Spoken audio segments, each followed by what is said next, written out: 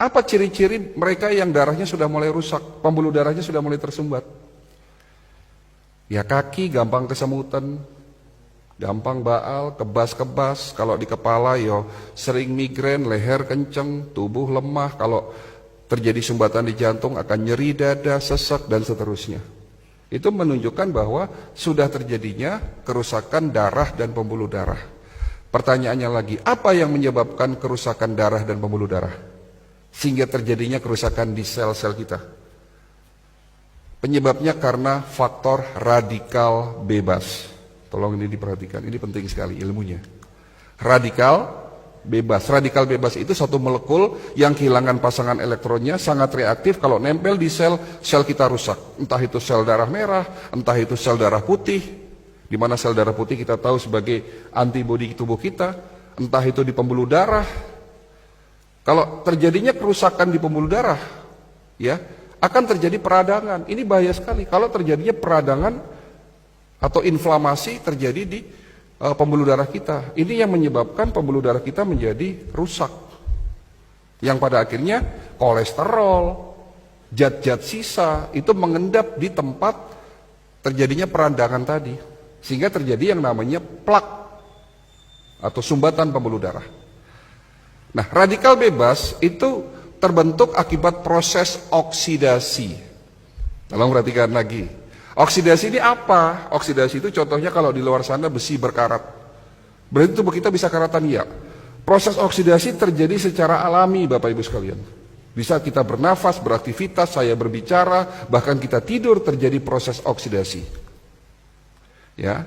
Karena manusia tidak bisa menghindari proses oksidasi, Allah sudah menciptakan obatnya ada dalam tubuh kita.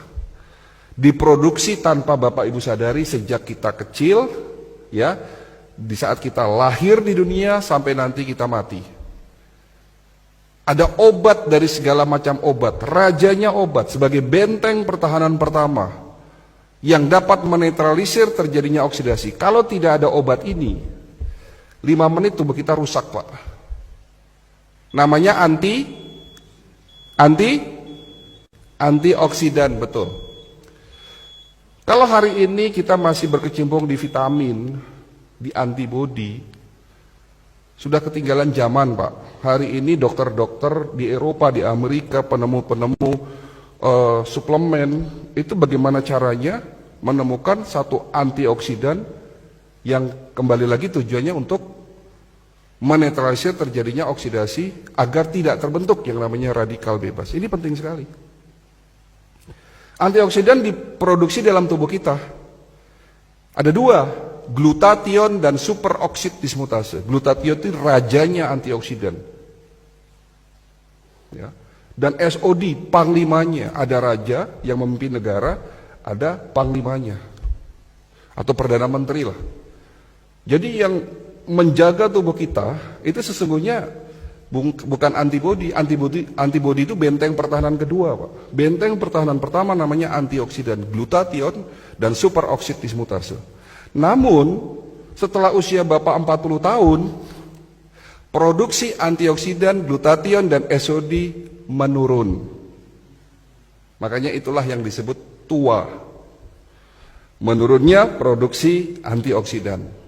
Sehingga pada saat usia 40 tahun dan terus bertambah, terjadinya oksidasi yang tidak diimbangi dengan produksi antioksidan, sehingga terbentuk yang namanya radikal bebas. Dan radikal bebas inilah yang mulai merusak pelan-pelan sel-sel tubuh kita. Sudah mulai jelas ya, Pak? Sudah mulai jelas ya? Oke. Tapi Allah Maha Baik. Allah bukan hanya menciptakan antioksidan dalam tubuh kita, tapi juga sudah menyiapkan plan B-nya. Menciptakan antioksidan ada di sekitar kita sebagai obat, sebagai penawar. Ada di mana? Ada di buah dan tanaman herbal. Yang dimana antioksidan itu disebut sebagai prajurit-prajurit antioksidan. Jenisnya ada ratusan. Contoh, resveratrol, antioksidan yang dapat mencegah dan mengobati penyakit darah dan jantung, stroke. Ada di buah yang berwarna merah keungu-unguan. Buah apa itu? Anggur, blueberry, strawberry, buah delima. Terong bukan buah, Pak. Ya. Tapi ada juga buah yang banyak mengandung antioksidan resveratrol. Selain itu juga banyak mengandung antioksidan lainnya. Tapi mungkin buah ini dianggap sebelah mata oleh kita. Padahal ini rajanya buah yang ada di Indonesia.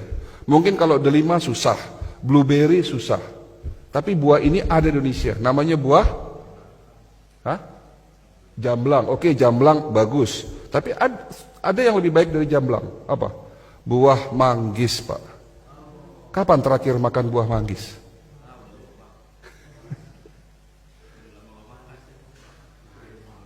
Antioksidan namanya lycopene. Dapat mencegah penyakit prostat. Bapak-bapak yang sudah mulai susah kencing nih. Kencingnya tidak tuntas, netes lama. Kemungkinan sakitnya prostat. Dapat dicegah, diobati oleh lycopene. Ada di mana? Buah tomat dan semangka. Tomat dan semangka, makan tomat dan semangka tiap hari. Antioksidan namanya bromelin, dapat mencegah penyakit kanker, tumor payudara. Ada di mana? Buah nanas. Bilang sama ibunya di rumah kalau pengen tidak kena penyakit kanker payudara, makan nanas tiap hari. Dan nanas juga dapat mencegah penyakit osteoporosis karena mengandung kalsium yang sangat tinggi. Untuk mencegah penyakit Alzheimer atau pikun, makan buah alpukat. Untuk mencegah penyakit batu empedu, makan buah apel, dan semua buah mengandung prajurit-prajurit antioksidan. Siapa di antara Bapak Ibu yang setiap hari makan minimal 3 jenis buah-buahan? Siapa di antara Bapak Ibu yang dalam waktu 1 minggu tidak makan goreng-gorengan? Siapa di antara Bapak Ibu yang di rumahnya tidak punya mie instan? Yang di rumahnya tidak punya mie instan, tunjuk tangan. Dan siapa di antara Bapak Ibu yang sudah meninggalkan gula pasir? Inilah jawaban kenapa masyarakat kita banyak yang sakit. Sementara Allah sudah memberikan berkah luar biasa kepada bangsa kita. Betul? Iklim terbaik, tanah paling subur, produsen buah terbesar di dunia, dan produsen tanaman obat terbesar nomor 2 di dunia. Ada 40.000 jenis tanaman obat yang belum kita manfaatkan secara benar. Ya. Antioksidan. Lalu bicara antibodi. Antibodi nggak usah dibahas lah, sudah terlalu kuno ya. Tapi itu juga penting, di mana benteng pertahanan kedua adalah antibodi. Dan benteng pertahanan ketiga, ya, proses yang paling penting dari semuanya itu adalah regenerasi sel. Kenapa penyakit diabetes nggak bisa sembuh-sembuh? Ya karena obat yang selama ini kita minum hanya sekedar nurunin gula. Tapi yang harus dilakukan, lakukanlah pengobatan secara holistik. Dibersihkan tubuh kita dari radikal bebas, dinetralisir proses oksidasinya, tentunya dengan herbal golongan fitofarmaka yang mengandung senyawa aktif antioksidan, ya. Lalu dikuatkan imunitasnya dan diberikan herbal atau suplemen yang memiliki fungsi regenerasi sel. Itulah holistic integrated medicine.